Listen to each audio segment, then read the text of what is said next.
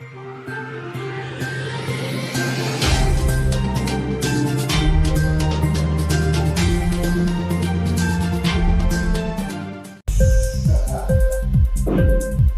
TV prime time news కి స్వాగతం.